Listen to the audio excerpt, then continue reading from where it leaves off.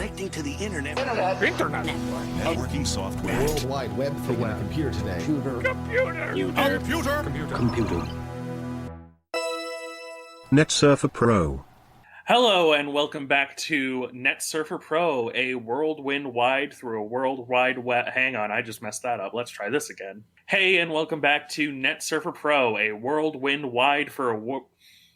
It's harder than it seems, right? Right? Yeah. Yeah, I got it. A whirlwind ride through the World Wide Web. I am, of course, Matt, and with me is, as always, Galen. And we've got a real doozy for you this one, folks. We've been planning this intro for about 2.5 months now. So I don't want to spoil anything. Matt, can you just take it away with our wonderful intro? Okay. Really quick, let me get some deep breaths. Okay. Have you ever wondered what happens?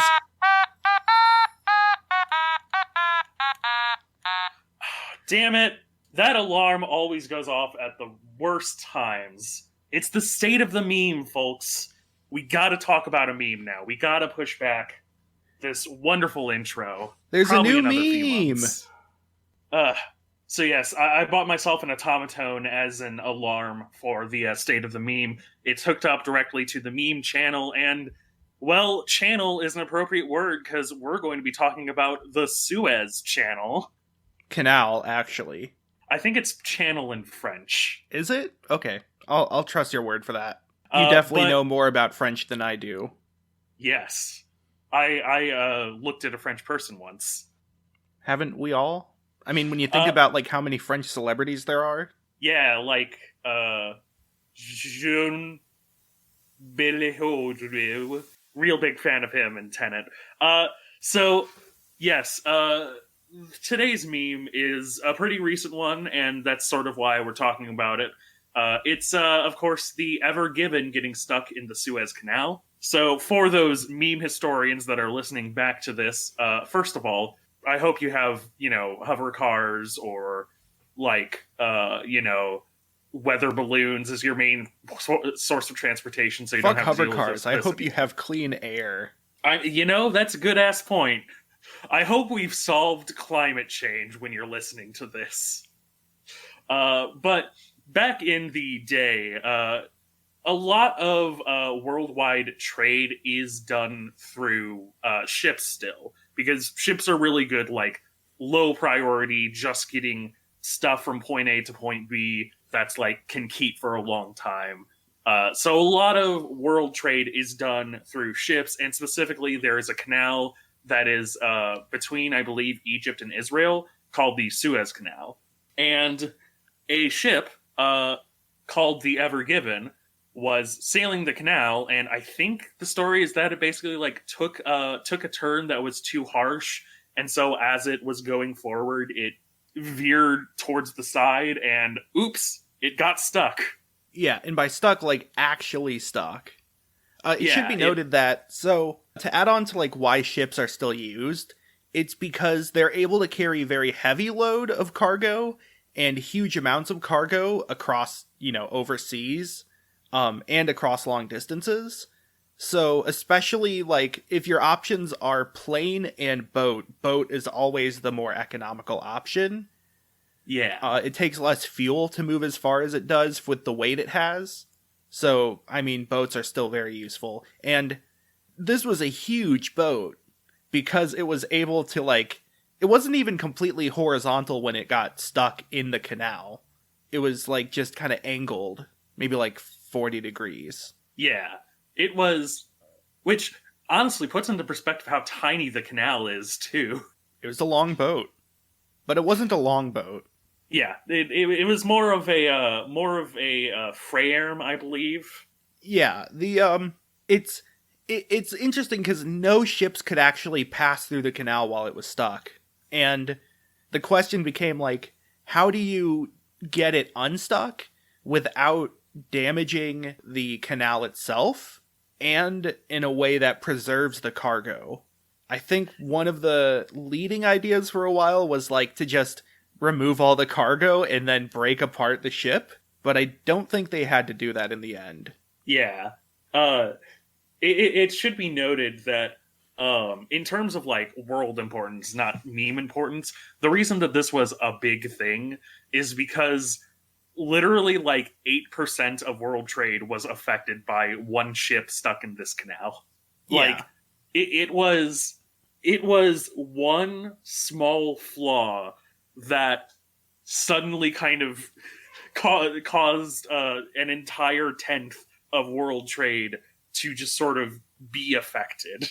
Yeah, it's surprising how much of an impact it has, just one boat getting stuck. Yeah, boats had to be rerouted like down by way of South Africa, which was, I mean, that was a meme that brought back the little jingle from the Billboard's video "History of the Entire World." I guess we'll have to find another way to India. But like the reason that I loved this little world event was I think there was a good tweet explaining it where it was like, this is what world news ideally should be. And like, should be noted, a little asterisk here, a lot of world trade was affected, but like, that's on one hand, haha, screw big mega corporations.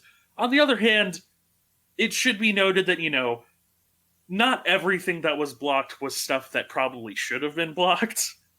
You know, I'm willing to bet that things like really important medications, say, might have been a bit affected by this.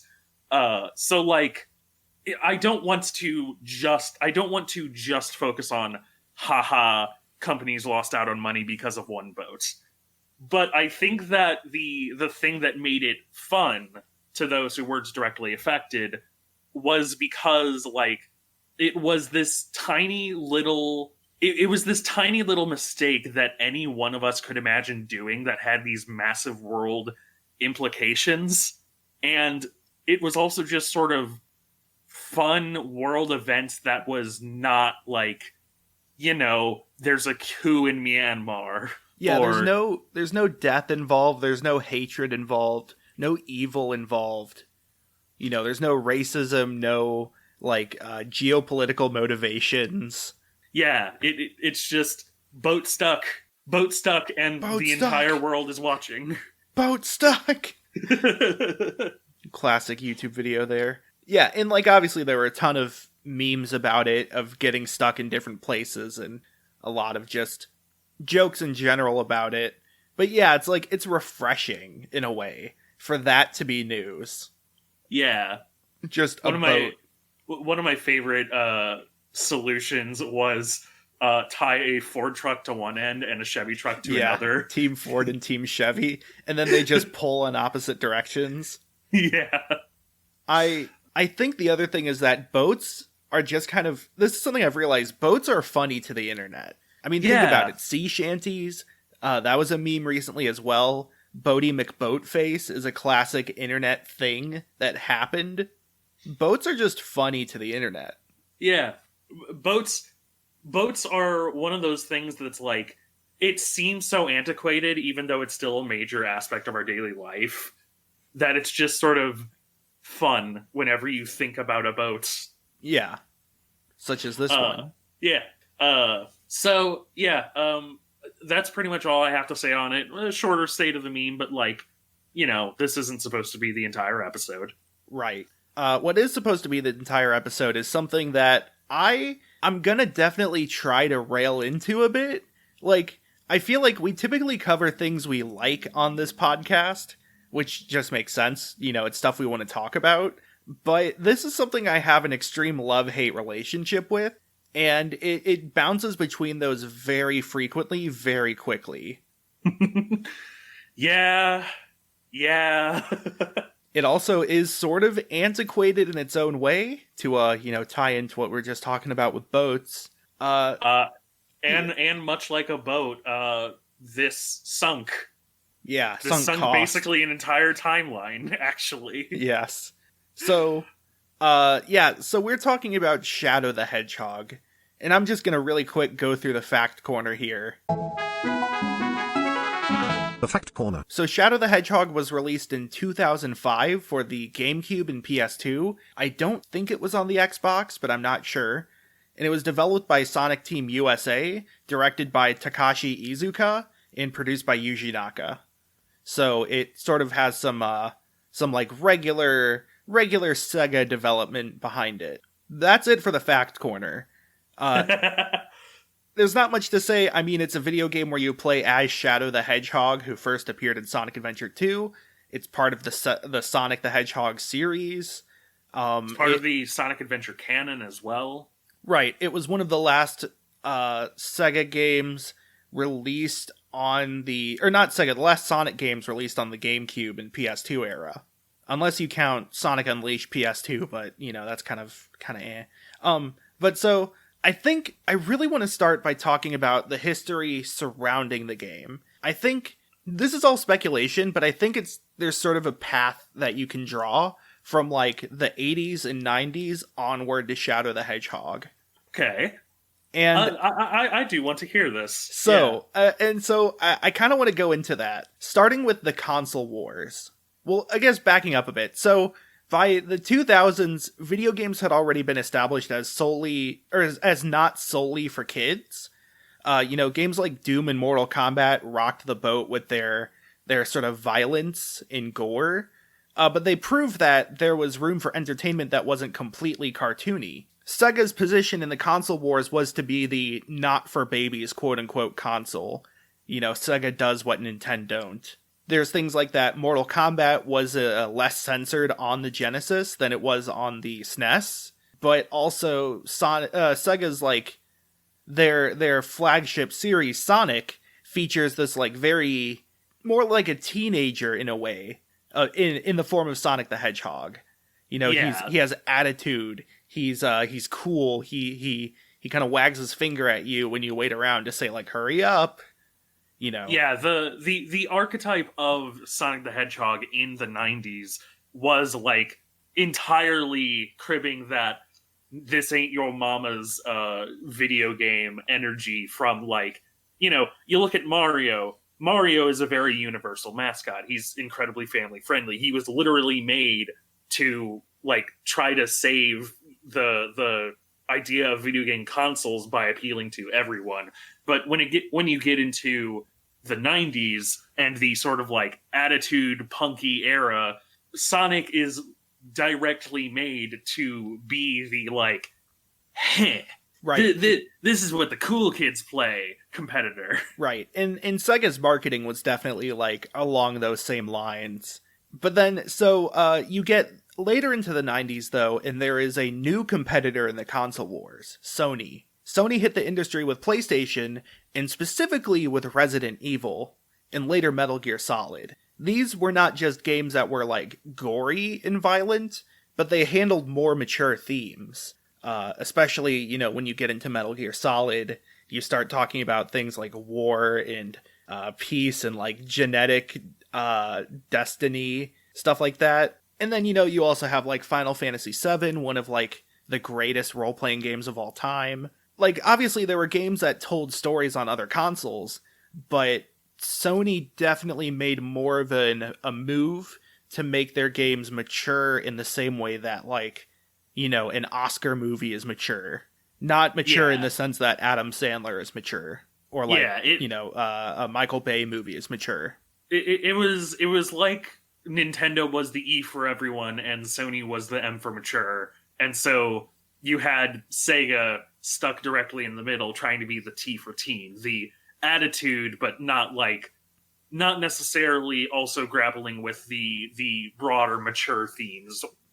Right. Also, it's worth noting that in this generation, which I think was the 6th generation of consoles, Sega had the Saturn as their, like, low poly first entry into 3D games. But, like, their main release for that, or not main release, but one of their, like, primary releases was Knights, which is way more cartoony than Sonic even. Way less attitude, very surreal, but also very, like, storybook. And then, like, their Sonic games on Saturn were Sonic R, which is a racing game. And while Sonic R was, like, a pretty good racing game, It wasn't an actual, like, single-player adventure, you know? In the same way that, like, Nintendo innovated with Mario 64. Yeah. Then, for the 7th generation of consoles, Sega got a head start. They were the first to release their 7th gen console with Dreamcast. And Dreamcast had a lot of interesting traits to it. Like, it was the first console to have a modem for network play, which let them release their MMO Phantasy Star Online. It also had downloadable content for its games, but also it was when they finally decided to make a proper Sonic game in 3D, the same way that Mario had innovated. And so they made Sonic Adventure. There's a lot to say about the Sonic Adventure series, but in general, the idea was that it's Sonic, but more and bigger. It's, there's like 7 playable characters, each with their own mechanics and storyline. There's cutscenes that are voice acted and posed and everything with camera work. There is an overworld you can explore and NPCs you can talk to. I think nowadays it seems very quaint, or like it seems very outdated. But, like, it's also a pretty strong foot forward, especially when you consider it was released in, like, 2000 or something, before the GameCube. Yeah, the Dreamcast is basically the tragic console of the gaming world, because it was incredibly ahead of its time, and it just flopped. Yeah. The Dreamcast went the way of the Wii U or the Ouya. It just didn't sell well enough to really, like, keep its foothold, and it was the last game system that Sega made. Well, there's other reasons to that as well. For example, one of the greatest consoles of all time, the PlayStation 2, came out in around 2000 or 2001, and PS2 is notable for being one of the best-selling consoles, partially because of its DVD player, Yeah. which gave it a huge, like, install base in households. You know, why would you buy a Dreamcast or a GameCube when you can buy a game console for your kids that you can also watch movies on? You don't have to buy a separate DVD player. So, PS2 had that advantage. Nintendo was just Nintendo doing Nintendo. GameCube famously didn't sell that well. And it's sort of how we see the Nintendo cycle of every other console selling like hotcakes and every other console being bad. Yeah. Also in 2001 came the Xbox, though, which is, huge as well. That's when Microsoft first entered the fray. So you have this early point where, like, 4 companies were going head to head with consoles, and Sega fell behind the feeling of maturity, because Microsoft and Sony had their consoles that had mature game series, Resident Evil, Halo, even like the mascot platformers on the PS2 were starting to get more mature, with like even like Ratchet and Clank and Jak and Daxter. Those characters aren't just like wisecracking characters that are attitudeful, but they have like charm, they have faults, traits, goals, dreams. They're more fleshed out characters. Whereas Sonic as a character himself didn't really get fleshed out. He still was just kind of, relax on the beach until Eggman shows up, then fight Eggman. Yeah, there wasn't an arc to Sonic the same way that, like, you can trace a very direct arc from, the first Jak game to the second Jak game being way more mature. Yeah. Some characters in the Sonic series still had, like, character development. I think Tails was explored more in Sonic Adventure, as well as Amy. And then Gamma's story is actually very interesting, but he was a character originally made for Sonic Adventure. Also, by this point, like, you start to see Sega getting a few more mature games with, like, Shenmue and the, like, House of the Dead ports to Dreamcast. But I think by this point, it was too late. The Dreamcast just wasn't really working well, and they were falling behind the other consoles. And so... Yeah. The Dreamcast, I think the Dreamcast was basically like the weird freshman year where, like, it was super advanced compared to the last generation, except that then everyone else came out with their own takes on the 7th generation, and it kind of surpassed, like, all of them combined kind of surpassed the Dreamcast. Right. And it kind of set the tone for the current console era of, like, Sony and Xbox competing, and then Nintendo being Nintendo. But so, once Dreamcast kind of went defunct, they started porting their games to other systems. Right before Dreamcast stopped production, they released the final Sonic game on it, which was Sonic Adventure 2. And this is the game that introduced Shadow. Sonic Adventure 2, I think, is really good. There's a lot of discussion nowadays on the internet, especially like in the past 5 years or so. I think it's still a pretty good game, but that's beside the point. Sonic Adventure 2, it introduced a few new characters, the most notable being Shadow the Hedgehog himself. In-game, he is a clone of Sonic, created in a space station called the Space Colony Ark by Dr. Robotnik's dad, who was Gerald Robotnik. And Shadow was put into deep sleep until Eggman woke up Shadow again to frame Sonic so that Eggman could go back to the Space Colony Ark and unleash the super weapon that his dad wanted to fire on Earth. Honestly, it's not that complicated of a plot. It doesn't really matter if you play the game, but what you need to know is that Shadow was created to be a clone of Sonic, both in-universe and out-of-universe. Because Shadow was created to be an edgy Sonic. Yeah. He was created to play like Sonic, because the sort of gimmick of Sonic Adventure 2 was that there were the speed, the mech, and the treasure hunting stages, and there was the good and dark side, but each of those had their own version of those 3 game styles. And so Eggman was the evil mech, Rouge was the evil treasure hunter, and I think that was also her first appearance. And then Shadow was the evil speed. And yeah, he's really edgy. And by edgy, we mean like edgy. Like, he didn't shoot guns in Sonic Adventure 2, but I mean, his character design is like black fur with red stripes through it. He's very emo. He talks about like, not really caring about anybody.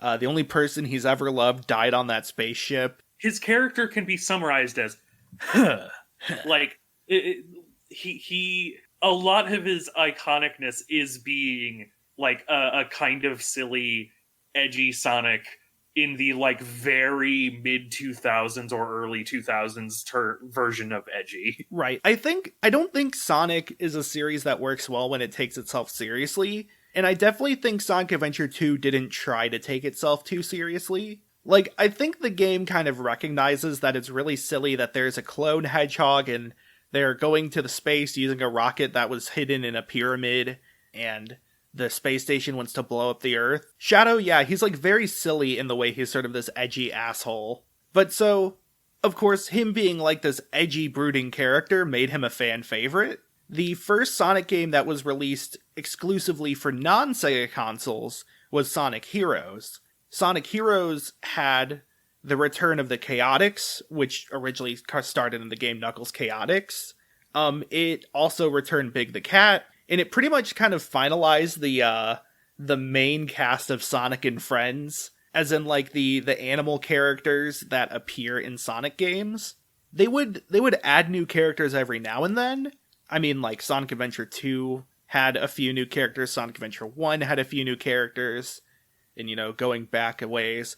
But I think after Sonic Heroes, they start to get a bit more like careful with it, a bit more economical. They wouldn't add a new character until Sonic Rush and then Sonic 06.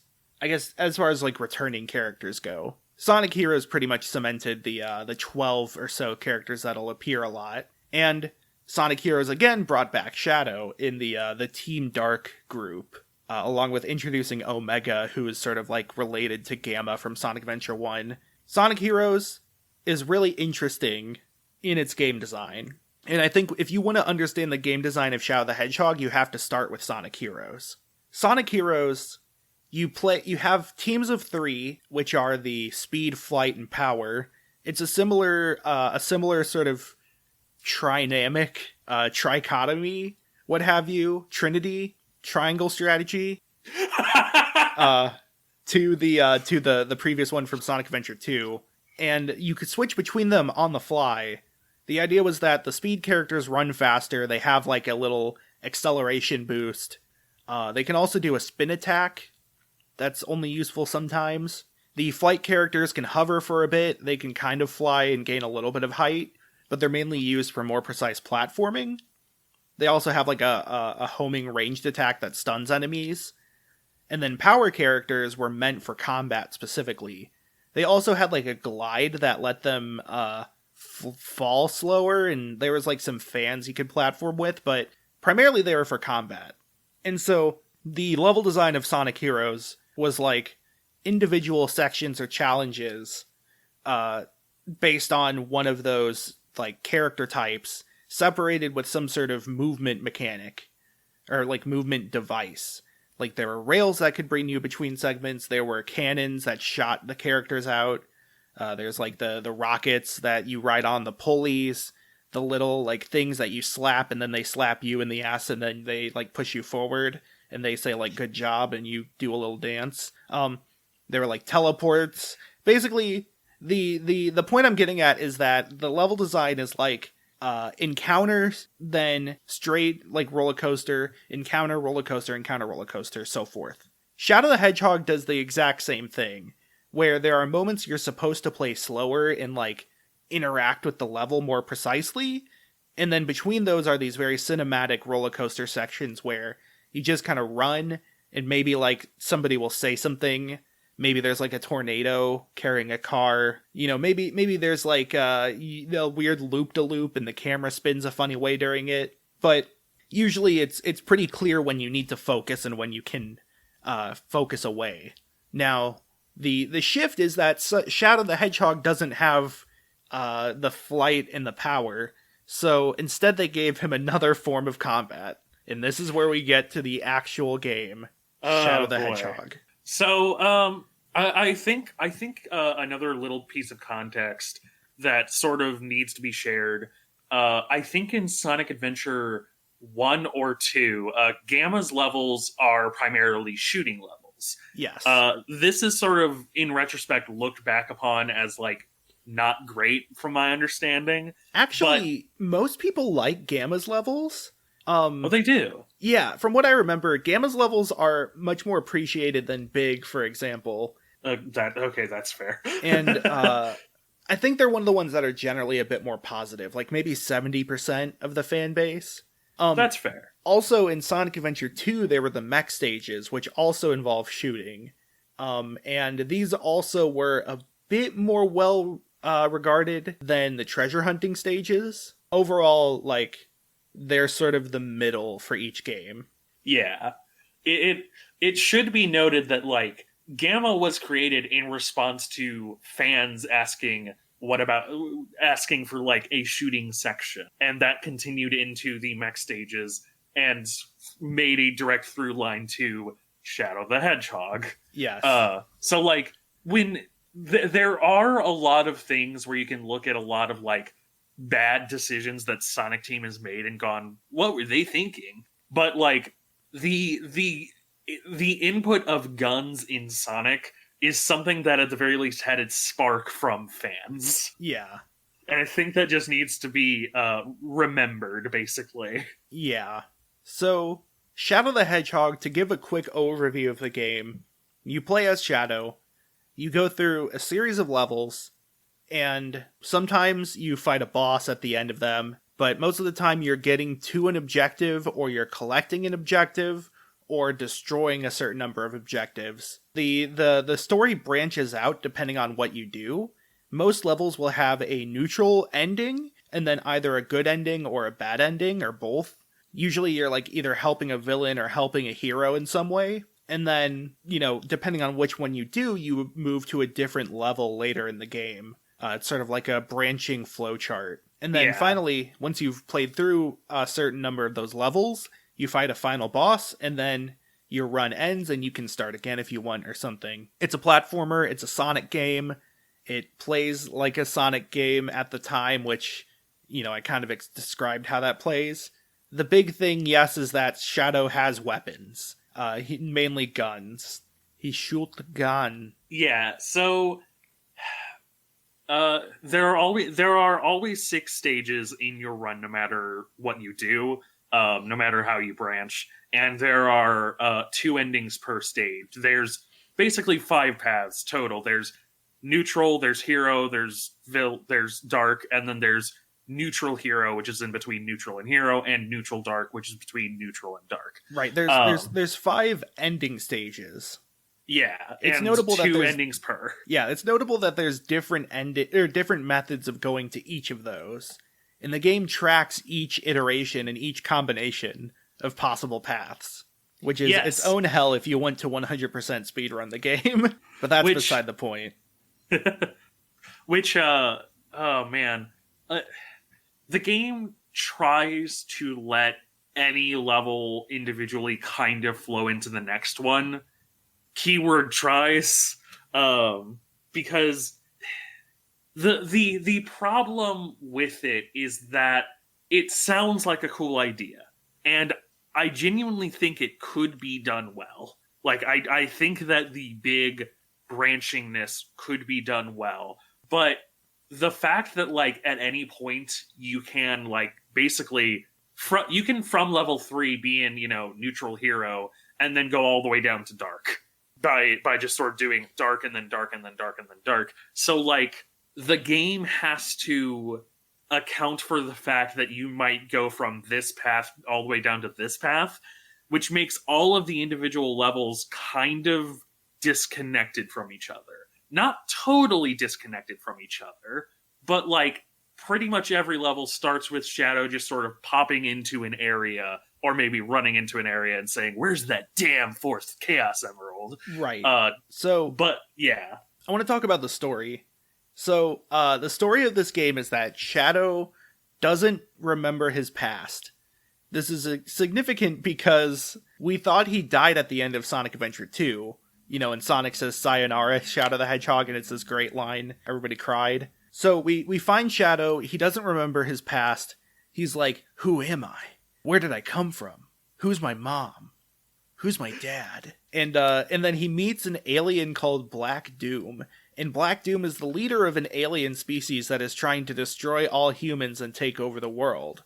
At this point, Shadow has 3 paths he can take. Well, 5 paths.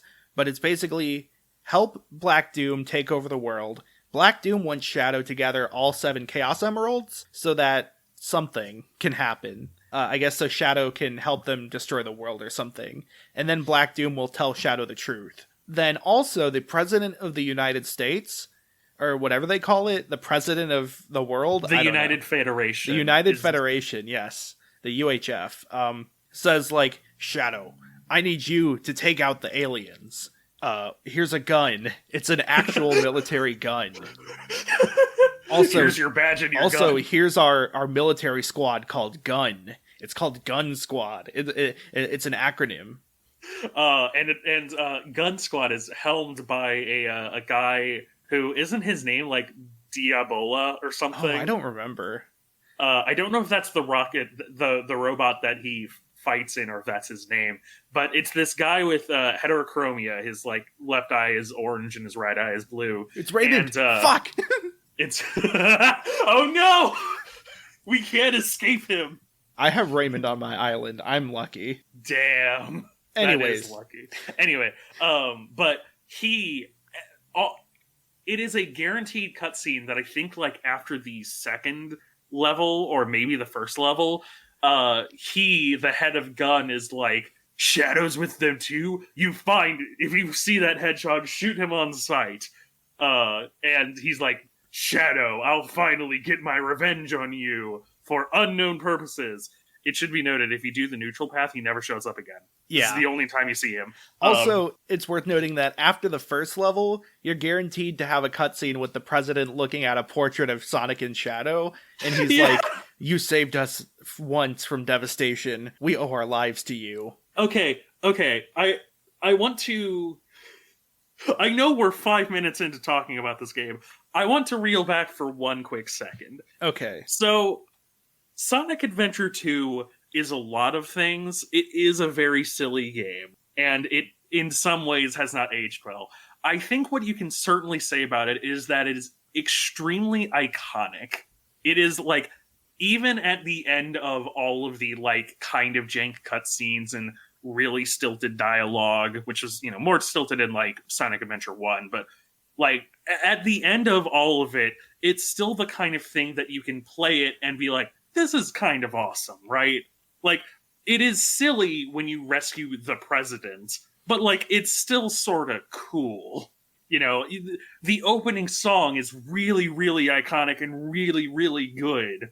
Shadow the Hedgehog is very silly because it is trying to have this very serious tone, this very, like, dark, brooding internal drama with Shadow.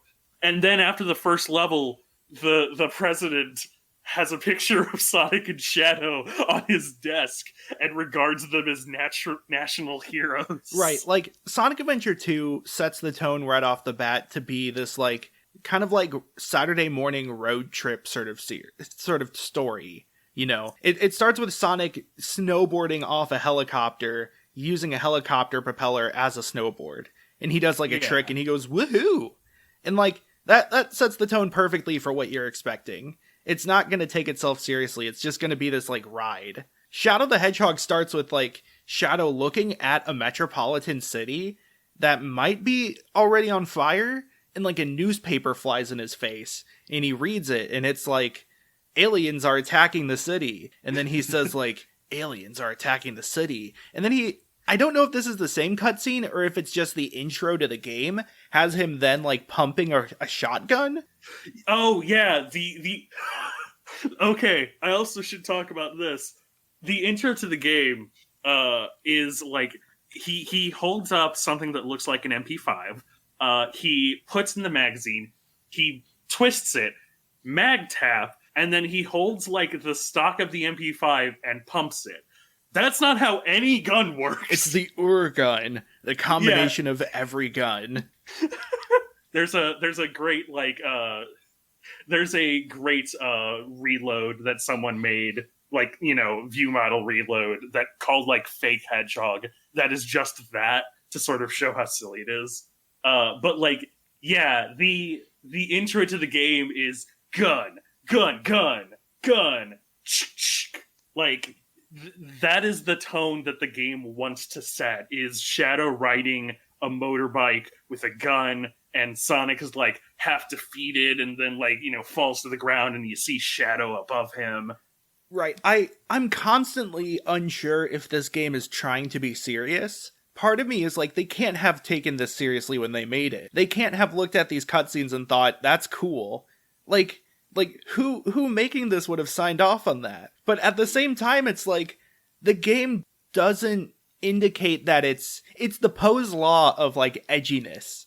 It's that a true satire of, or not satire, but a true troll is indistinguishable from the real thing. A true parody of edginess is indistinguishable from edginess. Yeah.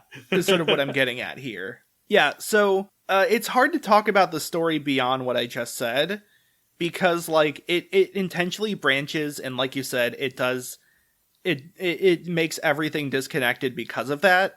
The locations in the game, there's a few sort of repeated locations that have 2 or 3 levels each. There's, like, a canyon with a bunch of ruins constantly attacked by tornadoes, and it turns out the ruins are, like, alien skyships that were sent there a long time ago. There's the city that's being destroyed. There is the Space Colony Ark, which again was the space station from Sonic Adventure 2. There is, like, I don't know, there's, like, a prison island, like Stryker's prison from X-Men. Or Stryker's Island from X-Men, I guess. Is that it? Or is it Riker's Island? I think it's Riker's, but I also Captain. don't know X-Men. It never happened. There's like oh, I forgot. I'm gonna save this for last. There is a carnival. There is a haunted house level. There is, you know, alien spaceship planet sort of things. Very Geiger-ish in terms of its coloration. I don't know if that makes sense. My favorite of these is that there's at least 2 levels where Shadow goes inside a computer.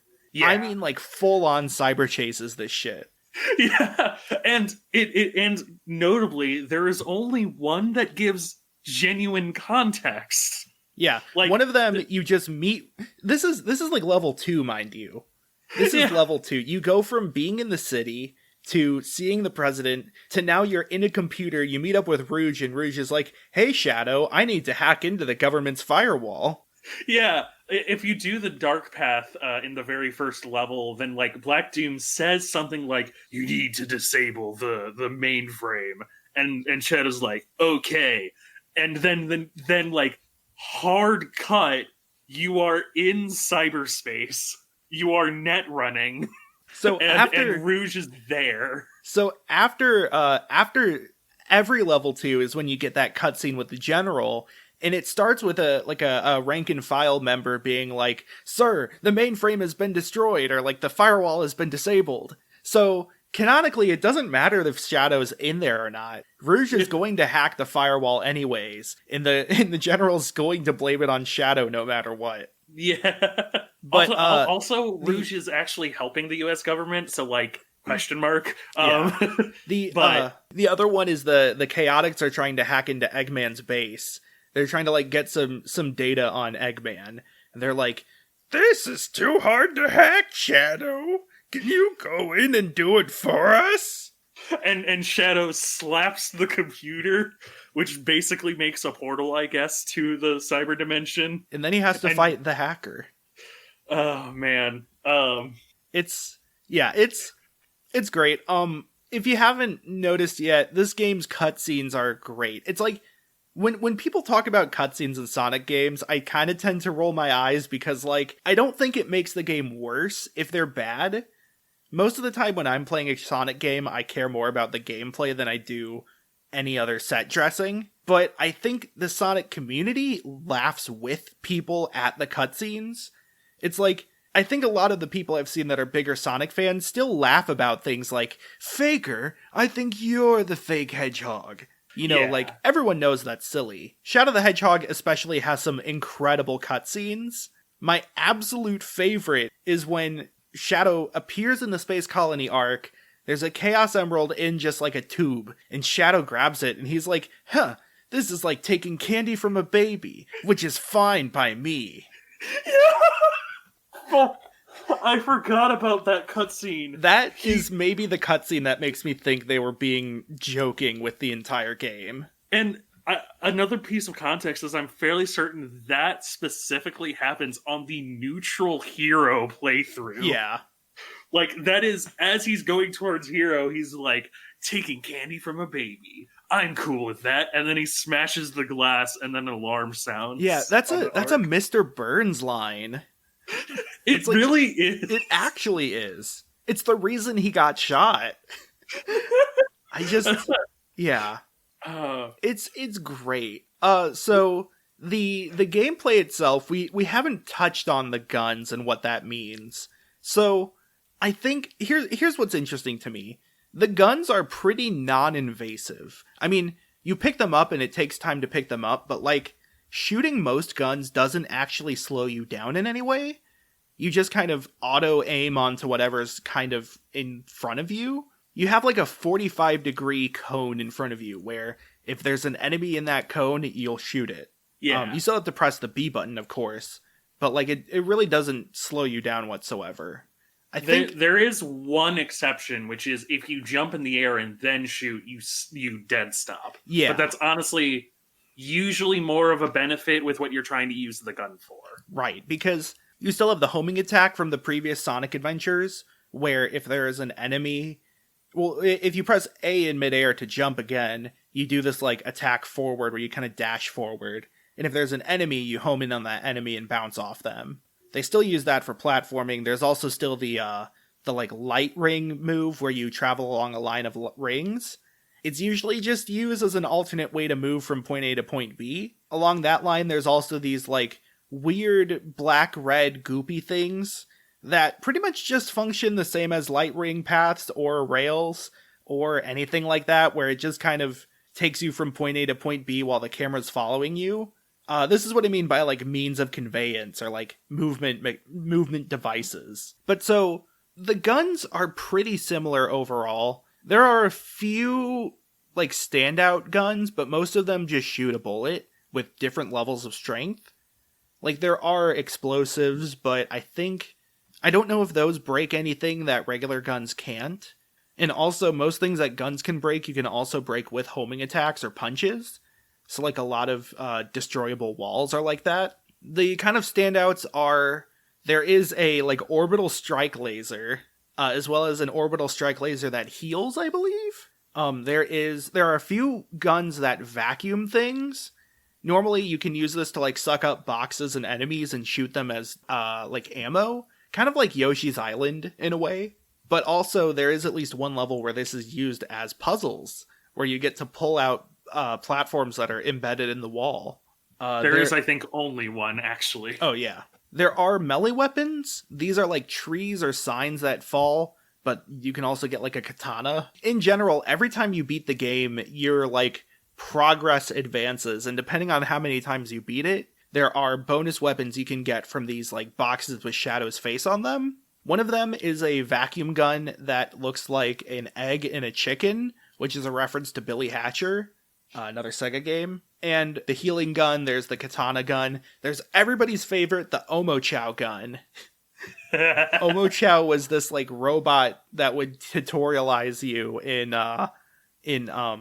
Sonic Adventure 2, and it was pretty annoying. Everybody hated it, so they let you shoot Omochao and it explodes. It's a very good thing that there's nothing like that in Shadow the Hedgehog, he said forebodingly. No, that's Shadow the Hedgehog. The Omochao gun is in Shadow the Hedgehog. Oh, I see what you mean. No, like Omochao in Shadow the Hedgehog. Right. Yeah, weapon-wise, it's pretty standard. There's a few things. There is a gun that shoots this like ring of energy that slowly expands, which I call the ooze shoot, because it shoots ooze. I mean, you're not wrong. Yeah. Usually in fights where you need guns, they'll give you plenty. A lot of boss fights will spawn enemies that have guns. Otherwise, there will be like turrets or some other method of attacking. And honestly, if you don't want to use the guns, I think there are like only a few instances where they're like soft required, not even hard required. Right. There are some missions that require guns. I think the most notable ones are the chase missions where like there is a ship flying away from you and you have to shoot it a bunch. Yeah. Otherwise, like there are definitely a lot of levels you can complete just by platforming, for example. Let's see. As far as like mission variety goes, most of them are reach the end of the level to some capacity, or there's like destroy a certain amount of enemies from this faction, or collect X amount of rings, collect 5 MacGuffins, touch 5 MacGuffins, stuff like that. It's sort of collectathon-esque at times. The checkpoints allow you to teleport between them, so that means that you kind of can explore a level a bit. The levels are primarily linear with some exceptions in some like branching pathways, but most of the time the only reason you'd explore is to find the like hidden keys that just give you bonuses every level. Yeah, the gameplay is more or less like Sonic standard in a way that's like even among other Sonic games, it's a little bit like basic, basically. It's not necessarily inherently bad. I will say for reference that I did not play this game in preparation, but I did watch a full long play of it. So I can't speak as to how the game felt to me. What I can say is like, for example, there are more than a few sections where you get into this like you get into a mech basically that's only purpose is to walk, and it helps you jump higher, but it is also very slow. Yeah. So what's really important about this in Sonic Heroes compared to the previous Sonic games is spin dashing is a lot less emphasized. In Sonic Adventure 1 and 2, you could spin dash as Sonic and as Shadow, which let you accelerate if you were moving slowly, but you could also use it during a run to like run into enemies safely, or kind of jump with some extra momentum. And spin dashing also let you turn much easier, much more quickly and much more consistently. In Sonic Heroes, you accelerate very fast without spin dashing, and you can spin dash when you're still, and there is like a boost mechanic where you kind of press B during a run, but for the most part, it's not necessary to actually go fast unless you're like doing very specific tricks. Shadow the Hedgehog is largely the same way. Shadow accelerates very quickly on the ground, and there's not a huge benefit to spin dashing. I'm not even sure if spin dash jumping, as in like spin dashing and then jumping out of the spin dash immediately, is much better than just jumping normally. It might be a little better if you have like a more confined space, but overall, like that mechanic is much less emphasized. And I think it's because you accelerate so quickly that they put in this weird mech mechanic. Like, I know one of the levels that has that mech, that like walker thing, it's just like these very small platforms that raise and lower, and the idea is that you jump up to them, and then you jump up to the next one, then you jump up to the next one, and that's kind of it for the mech. Yeah. You can do that without the mech, but you have a bit less air control, and it's kind of easy to fall off the platforms yourself. So, like, it's kind of like they tried to build around the limitation they already made with that acceleration thing, and didn't do a great job at it. Yeah, the problems that I have with gameplay secondhand is mostly that when I think of Sonic, I think of speed, and like I don't think that it's inherently bad to have like, you know, platforming and to have things other than just full forward progress in a Sonic game. I think that I think that it's a balancing act between look at me, I'm so fast, and the like more careful portions. But Shadow the Hedgehog, there are times where it feels fast, but a lot of the like new gameplay additions that aren't like gun feel inherently very slow. Like there's this hover platform thing that shows up in like 3 or so levels that lets you cross over green goop and is required for the level, and it can get fast if you are given an unbroken straightaway, but like for the most part, hitting anything completely wrecks your acceleration. Generally getting around is a very difficult process. It just feels really slow and bad to control. They have this very like variety centric design where it's not just enough to have kind of small iterations on the general moveset of the character. It's like you need to keep, or at least they needed to keep providing these new experiences that were unlike the other experiences. Also, I forgot that the digital levels have another iteration of the like straight line you move through without much interaction while the camera pans. Oh yeah, the like you become a ball of electricity sort of path. And I think Sonic Heroes especially also had this problem of like they shifted away from the idea of speed as a reward for learning the level, and then like the levels have platforming involved, because that's still pretty much apparent in Sonic Adventure 1 and 2, is like there are a lot of parts where there is platforming if you're unfamiliar with the level, but once you kind of get better at it, you know where you can skip, where you can jump, sort of what lines you can take. Sonic Heroes, it made the speed sections just, you know, no real thought required, more of just roller coasters. And then they kind of tried to make this more up and down pacing style where, you know, your speed is interrupted with some more frequent combat, or like the platforming is a little less emphasized, but it still exists, and it's easier to do when it happens, like when you're required to do it. And it makes it feel very cinematic in a way that like you're kind of railroaded into playing the game at the pace they want it to. And don't get me wrong, game design as a whole tends to be built around making the player play at the pace you want them to. I just think it's interesting because the older Sonic games definitely give you some freedom with how fast or careful you want to play, whereas in this sort of game, when you're forced to fight, you have to fight. As in, like, if it's an objective you need to fight for, there's no real faster way to fight. Like, you can't take a shortcut through the fight. You have to kill them. it's a lot of combing through levels to find specific enemies. That's the other thing, is they usually make you kill every enemy of a certain faction in the level, whether it's the military, the aliens, or Eggman, who has an entire robot army. They make you fight every enemy of that type, which means you kind of usually get stuck with one or two spares that you missed, and you're forced to go back.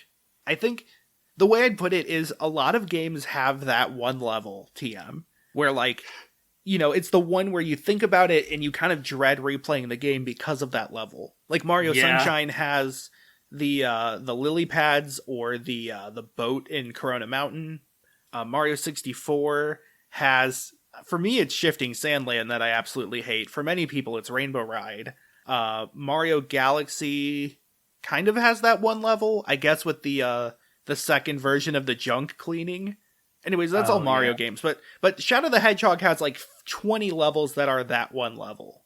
And like, it has like a total of 25 levels. Yeah, it's like there's the really confusing maze-like city level. There's the one where you have to chase the alien ship, the one where you have to chase Eggman's blimp, the one where you have to chase the military boat. The chase levels are very bad. Yeah. The if we had to choose exactly one, and I don't know about Matt, but my choice for that one level list of all that one levels in Shadow the Hedgehog is the hero path second to last, where you are on the arc with Maria, because you have to hunt down like 35 of these generators or something. I don't know what they are, and destroy them. Except that a lot of them take place on rail sections that are very slow, and you can't speed up in any way. You actually can accelerate, but I'm assuming the video you saw, they just didn't... They accelerated all the way through. It's still slow when you accelerate, mind you. Yeah, it is a 12-minute level. It was 12 minutes in the long play I watched, that to the point where like when they went to the final level and they like clearly replayed it because they needed to get the hero ending and the dark ending, they decidedly skipped that level. They went to the one above it, and then they went back to the hero level after that. It's like it's just finding needles in a haystack at a very slow pace. It's not even like it is worse than the other levels where it is find every enemy, because it's just forced rail sections as well. So there's another arc level that's like that, where you're inside the spaceship. Both arc levels have maps that you can read to find your way through, but they are like mall maps. They're on the wall. You have to stop to look at them and notice them. They are intentionally maze-like, and I think for me, a lot of that one levels are the ones that are maze-like, because they don't have great forms of navigation. Another great example is Dark Stage 3, I want to say. It is this one where it's a city level, and you start off in like a square of roads where you can keep going in a circle, and it's like the city's destroyed. There's like one of the missions is you have to activate these like cannons or something for Black Doom. The hero one, I think, is just destroy all the aliens. And then I don't remember. I think the Shadow ones just find the Chaos Emerald. Anyways, like, you can keep going in a circle all you want, but to actually progress for all of the missions, you have to notice that one corner of the circle, the wall inside the building in that corner drops downward. There's no real, like, good way to notice it drops down unless you go inside that building. There's just, like, a pull that kind of goes downward. So you have to notice that pull goes down, or something like that. And then, like, there's even more, because, like, I think you have to break a wall at one point to continue, and there's not a great indication that the wall can be broken. It's very visually unclear. The thing about 3D game design when you're making an open world is you need some way of signposting the player around. With collectathons, the most general way is to copy theme parks and have like zones and have weenies. Weenies being large figures that you can navigate around that kind of draw your attention, and then you can base yourself off them. This is like the Magic Kingdom castle. You see it first thing, you see it draws your attention down the street, and then from that point on, you can look at the castle to kind of tell where in the park you are. Similarly, in like Mario 64, there's things like the Pyramid in Shifting Sandland, or the Snowman in Snowman's Land, or, you know, the Mountain in Bob-omb Battlefield. In Banjo-Kazooie, there's all these things with, like, you know, they like to put things in the middle of the map with, like, the Snowman in Freezeezy Peak, or what have you. Shadow the Hedgehog doesn't really do this, which is weird because the treasure hunting stages in the previous games tended to, at least definitely the stages in Sonic Adventure 2, they would have, like, central locations, and then they would have zones that branch out, and then it would kind of be in a circle around that. So, like, if you look at Wild Canyon, it has this, like, circular area at the top. Underneath it is a square room, and then from the circular area, 2 distinct branches branch off.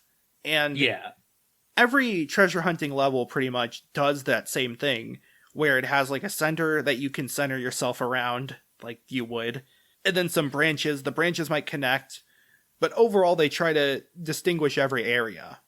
Yeah, they clearly know how to signpost with a 3D, with a, like, you know, a small sandbox level, but it's like they sort of designed a level that in reality played kind of like a small sandbox, but in their mind had one linear path. The arc levels are very, like, claustrophobic and constricted. You don't really have a line of sight that lets you see ahead. Most of the time it's like a room with a door at the end and a door where you came. I even got turned around multiple times because I forgot where I entered the room. Yeah. And that was on a recent playthrough from, like, last year. And then, like, the city level, everywhere just kind of looks the same.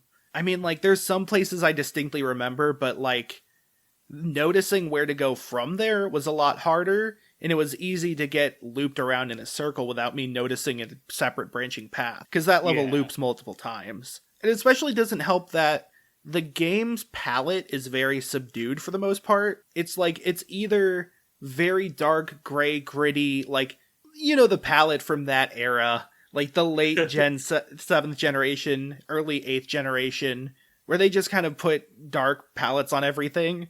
Very, like, COD, you know.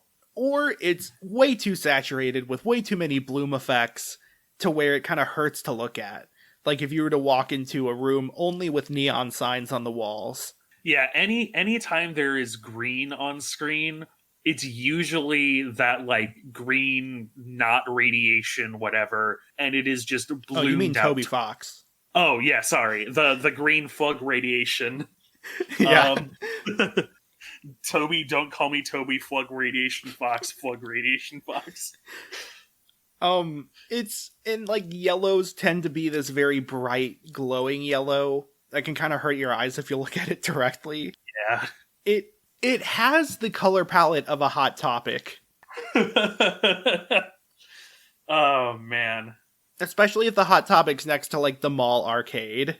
It makes finding your way around things very difficult. It also doesn't help that because they reuse these level themes so much, the levels can blend together pretty easily. Like, I know there are 2 arc levels where you're inside the arc. It's hard for me to remember which one's which. Like, did the one with the rail shooter segments also have the one with, like, there's a room with, like, these red fans or something, and there's, like, bombs you can blow up walls with? I don't remember.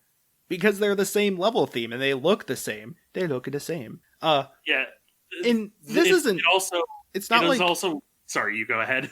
I was gonna say, this is common for Sonic games. Like, they have Act 1 and Act 2.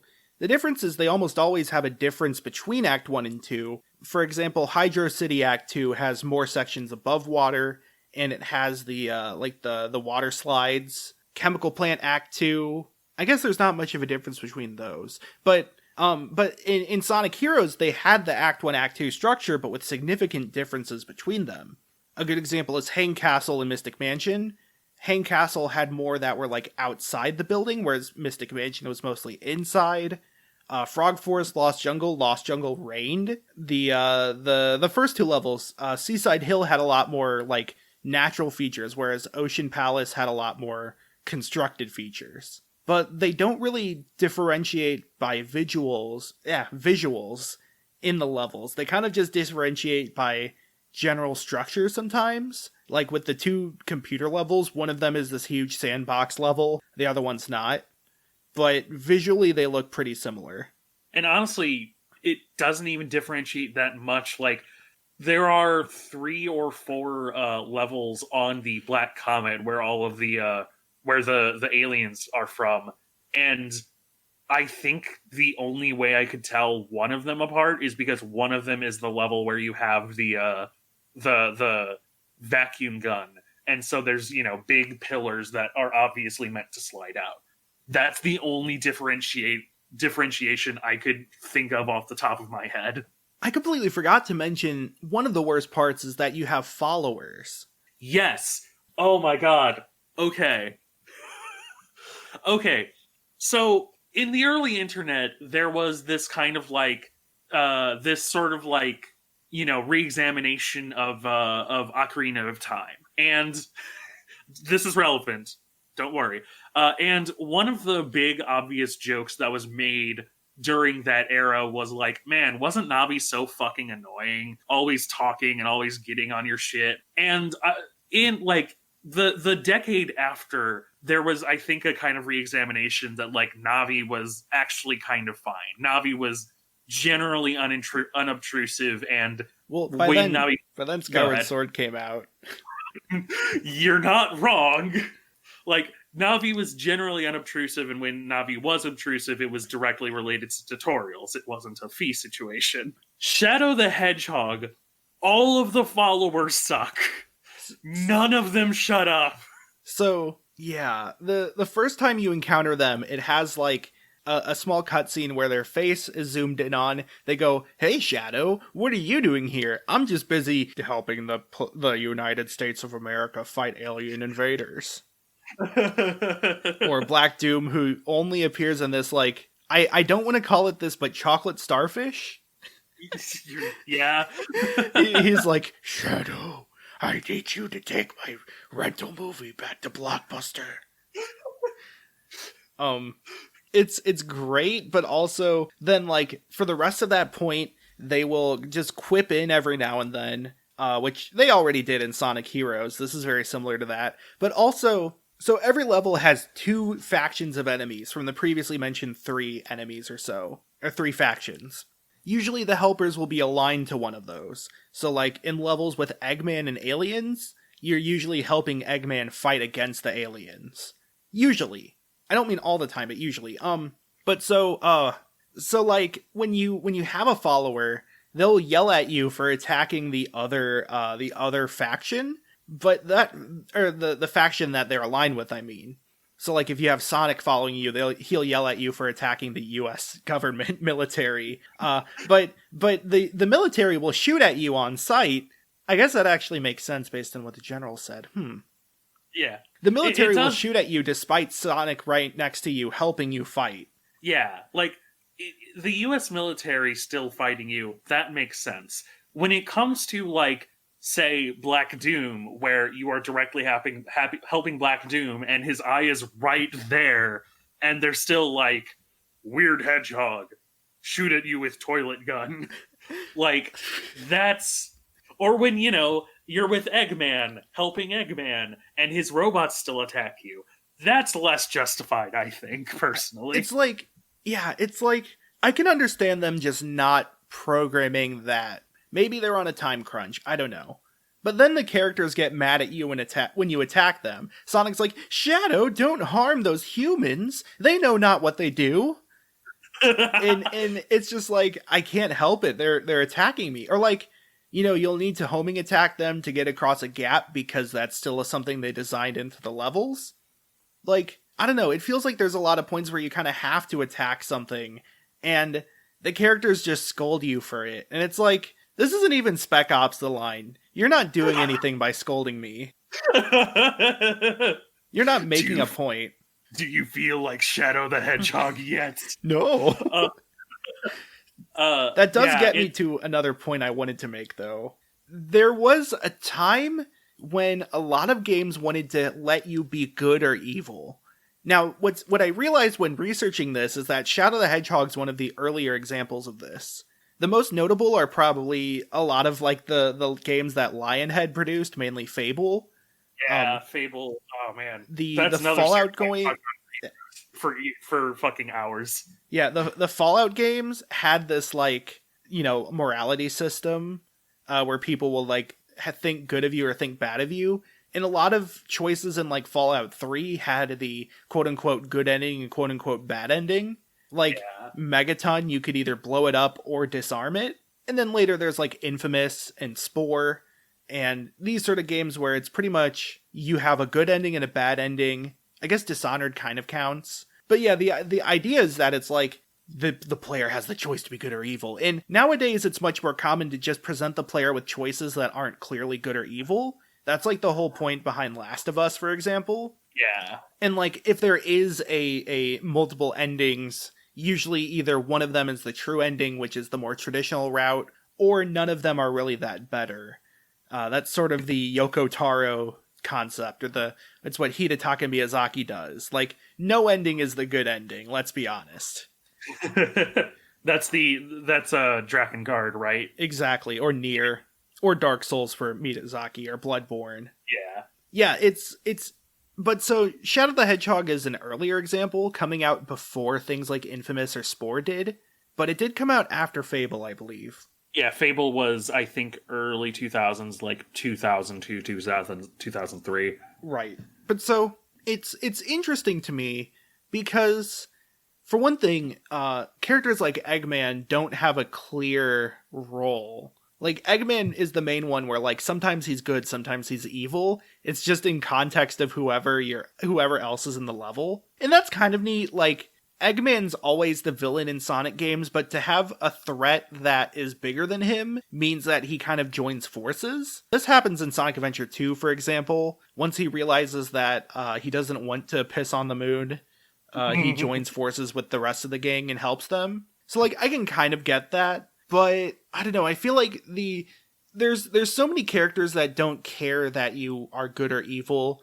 And like you said, there's a lot of segments where you'll go to a level and they won't care what you did in the previous level. Yeah, I like the idea of the morality system, especially the fact that like they actually did have a neutral hero and a neutral dark and a dark.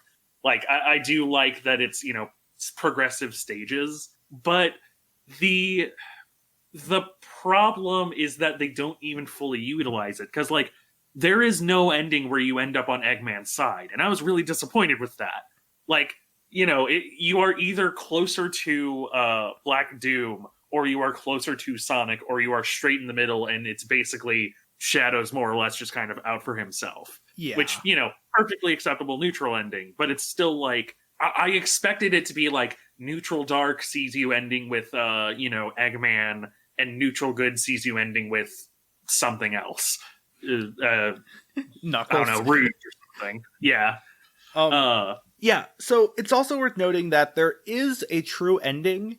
It's like you go into Hyper Shadow, which is the Shadow version of Supersonic, and you fight Black Doom for the last time. That is only accessible if you clear all 10 unique endings.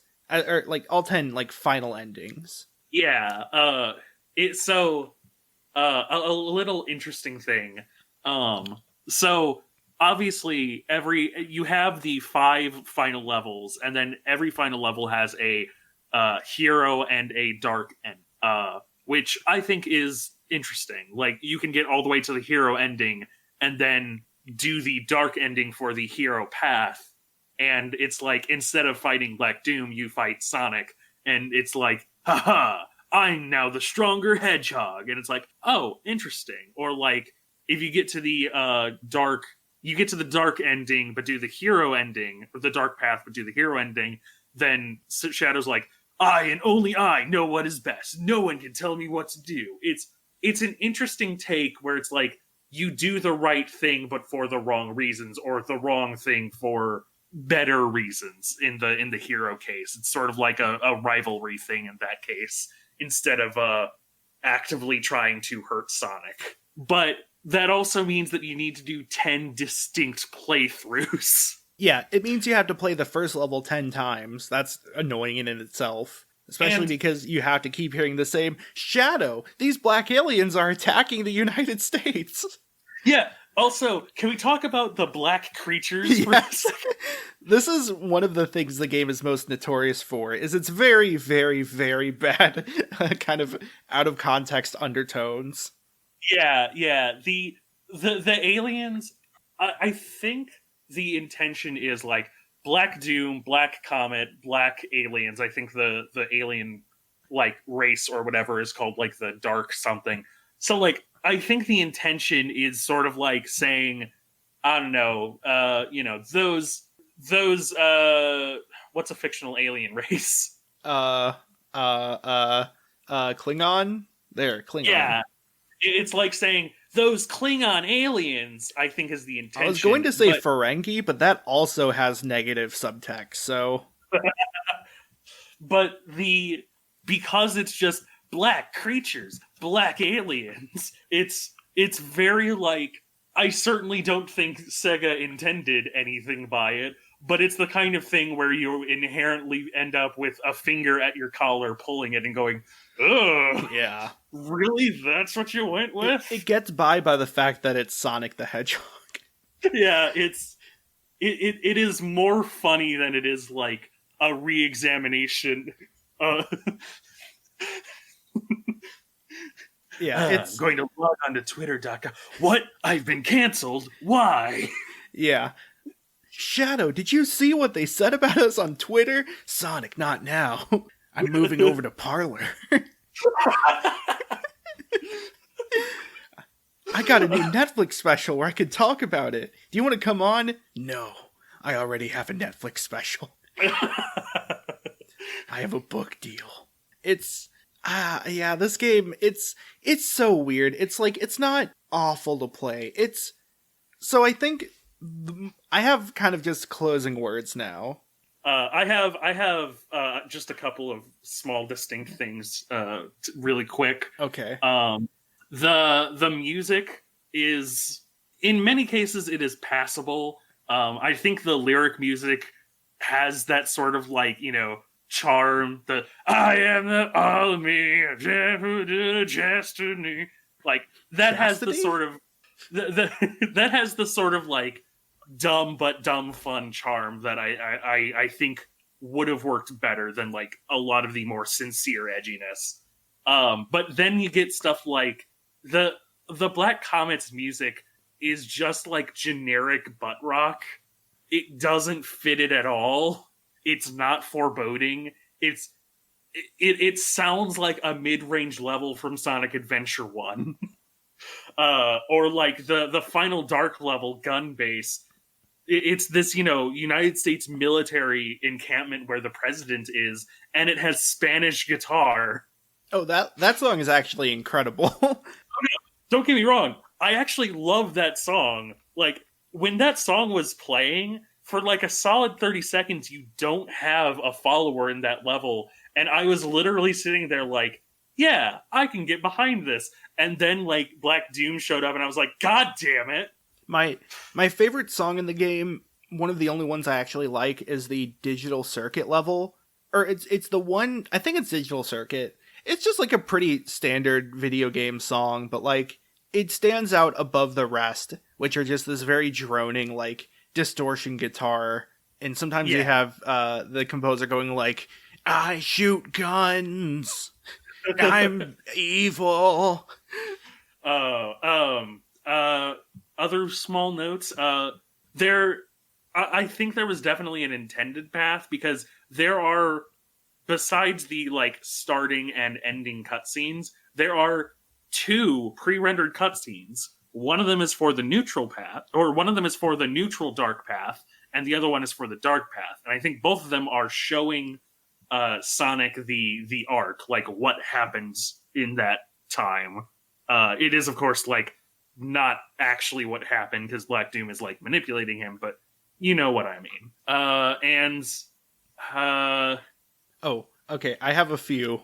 Go ahead. There's a cutscene where that general says, like, I should have killed you when I had the chance. There is a fight at the end of that gun base level. If you go the evil route, then you fight Sonic and the general at the same time, and Sonic's like, you've crossed the line, Shadow, now I have to kill you. There's honestly, like, that's not an actual quote, but there are a lot of actual quotes from this game that are very quotable. Maybe not because they're good, but there's two that anybody who's played the game can quote and will, like, shiver if you say. There's, you know what they say, the more the merrier. And then there's everyone's favorite. Hold on, let me prepare myself. Find the computer room! Oh my god, is that the fucking crocodile level? Yes, that's Vector, the crocodile. Yeah.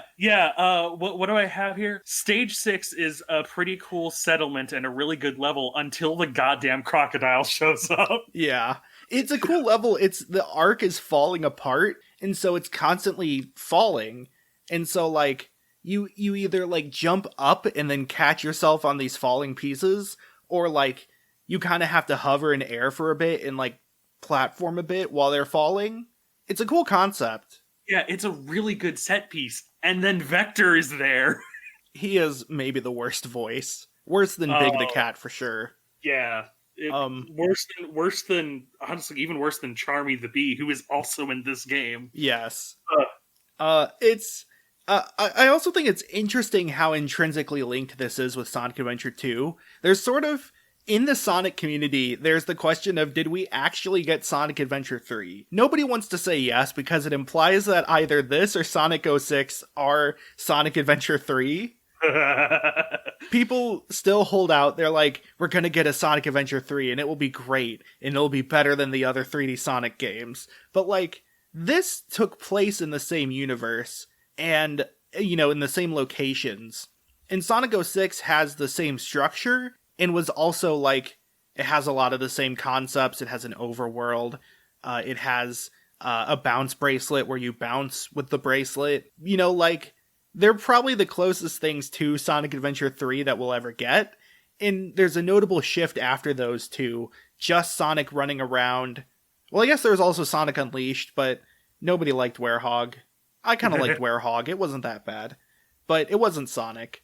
Yeah. And since then we've had, like, Colors and Generations and Lost World, and more of an attempt to just focus on Sonic running, some platforming here and there, mainly based off, like, the Sonic Advance games in terms of, like, maze-like structure with some collectibles throughout. Not much in the way of an adventure itself. Yeah. Two more very small things before we get to closing thoughts. Number one, my favorite cutscene in the game is one where it's neutral hero, I believe, and Sonic, like, shows up at a base, and then Mr. Heterochromia shows up, and he's like, "It's been a long time, Shadow," and he has a gun pointed at Shadow the Hedgehog, and I swear to God, I almost laughed loud enough to wake up my roommates. It is so wonderful. And the last bit is that Sonic's entire joke is that he talks about things in terms of a video game. Like, he always says, like, on to the next level, or like, "Huh, this is the final boss, I guess." Like, every cutscene line of dialogue has something like that. Not necessarily in level, but just it isn't funny the first time, and then it goes downhill from there. So, yeah. So here's my closing statement, Your Honor. This to me is the prime example of a so bad it's good video game. Perhaps, maybe not the Room of video games, but maybe, like, I don't know, a Neil Breen of video games. Yeah. Maybe a Birdemic. It's like, it's hard to tell if the game is taking itself seriously or not, but if it is, I find a lot of enjoyment in making fun of it and laughing at it. And I think there is, like, we've talked a lot about how great some of the cutscenes are, and while we use great to mean, like, they're bad but we're laughing at them, you know? So, like, it's hard for me to call this a bad game. Like, it's passable as far as gameplay goes. Maybe not the best, but it's not broken. Yeah. And this is something I've wondered for a long time, is like, is there a so bad it's good video game? because, like, to me, a bad video game is one that you wouldn't want to play. So, like, a so bad it's good video game would have to have gameplay that is so bad it's good, or, you know, passable. And then there has to be, like, set dressing or aesthetics, you know, like cutscenes, music, visuals that are so bad it's good. I think there are so bad it's good games with gameplay that's so bad it's good. Like, Ride to Hell Retribution is a pretty famous one. Yeah. Quote, unquote, famous. Cyberpunk, to some extent, is this, in a way. I think it certainly was, like, during the initial drop when people were kind of, like, laughing at just sort of how... laughing at a AAA multi-year game that just was failing this hard. Yeah. Yeah. But I feel like Shadow the Hedgehog just falls on its face so often that it's funny. Yeah, the Shadow the Hedgehog, I can't speak for the gameplay. I think that there are some sections that, like, if I were actively playing them, I would just put the controller down.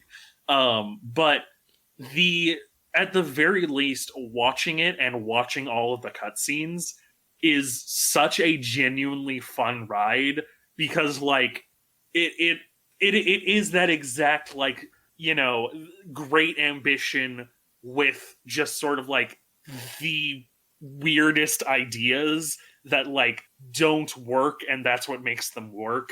The fact that, yeah. I think much like So Bad It's Good movies, this is best enjoyed with friends.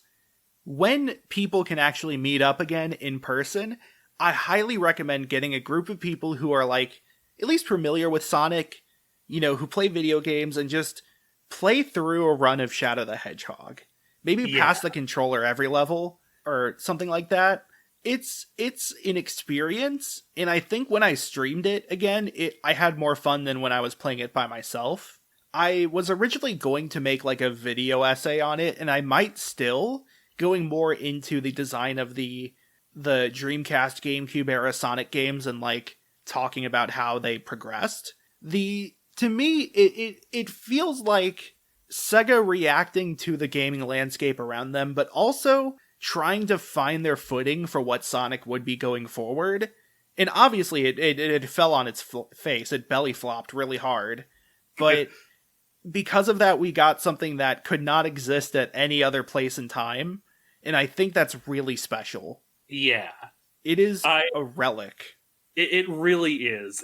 In the same way that, like, I think Sonic Adventure 2 has aged well enough, has, like, aged but is still sort of an experience you should play for the awesome factor. Shadow the Hedgehog is something that is aged that you should play for the, like, just sheer WTF of it, but, like, in a very fun way. The incredulity. Yeah. I do think I think what Sega should do in terms of adventure is not an Adventure 3. If we are allowed to speculate, if I'm allowed to talk to John Sega, owner and proprietor of Sega, who this entire episode has been for, if you aren't John Sega, then, you know, please erase the last hour or whatever from your mind. I think what they should do, if they really want to, is remake Adventure 1, Adventure 2, and, like, Heroes, Sonic 06, or not Sonic 06, Shadow the Hedgehog, and, like, package it as a one game, all 4 games collection that is just sort of, like, been remade from the ground up to make everything that was jank work, and everything that wasn't jank, you know, better. But importantly, have a Switch that allows you to play the original cutscenes. Yes, that would be, like, such an integral part of the experience. I think, to an extent, I wouldn't want them to remake the cutscenes, but I also don't think they really could. Like, you can't really change the writing, or else it becomes a completely different story. I mean, you could try to change the writing, but, like, you kind of can't escape the shadow of, well, unintended pun, of what the games are. Like, if you rewrite some of the cutscenes, people will know that they're not the original versions. Yeah. And people will joke about how they had to fix the cutscenes because the writing was bad. I think the reason why they haven't gone back to the adventure games is because there were a series of critical flops and laughing stocks that happened, and at the moment, like, Sonic Forces is a joke in a lot of ways, and it takes itself way too seriously, but at least the gameplay is, like, average. Yeah. I don't think they're going for groundbreaking. I think they're content with average because, like, I think right now they kind of know that Sonic fans will play Sonic games, and they're kind of going for kids as a general audience. I think they're more concerned with just maintaining Sonic as a brand than they are with, breaking new ground gameplay-wise. Yeah. In other words, it feels to me they're kind of like Nintendo now. Yeah, you're not wrong. And with that... Sonic certainly is Nintendo. Sonic did Nintendo. They did Nintendo that, though. Thank you for listening. I hope you enjoyed. Thank you very much for listening. You can follow us on Facebook and Twitter at NetSurferPro, where you can get updates on what our next episodes will be. We post little teasers with little emojis. I felt like the one this time was pretty obvious if you knew what it was. Luckily, there is a hedgehog emoji. You can also follow me on Twitter at MattCraigGaming, where I tweet about kind of whatever I'm working on, podcasts, etc., videos, etc. You can also follow me on Twitch at twitch.tv/twack. That is twitch.tv/twak. I stream Monday, Wednesday, Friday from like 1 p.m. Central Time to 3 or 4 p.m. And I stream a lot of roguelites, a lot of competitive games. Been playing a lot of Risk of Rain 2 recently, and I'm also starting to speedrun the game Hob again. So if you're interested in any of that type of streams, check that out. Always a good time, always analytical, always talk about Magic or something like that recently, because I've been getting into card games again. Hey. You can find me on Twitter at Galen Wilson, GalenWils0N. I post whatever hot takes come to my mind. Most recently been retweeting things about the Trans Day of Visibility, because today's the Transgender Day of Visibility. So... woo, trans people. Trans rights are human rights. Support trans creators. Trans liberation now. You can find me on Twitch at Machine Gun Vampire. I don't really stream all that much, but if you want to find me there, then I might stream sometime. But with that, I have been Galen. Next on What the Hell Was Yuji Naka Thinking? Ballin Wonderland. Goodbye, everybody.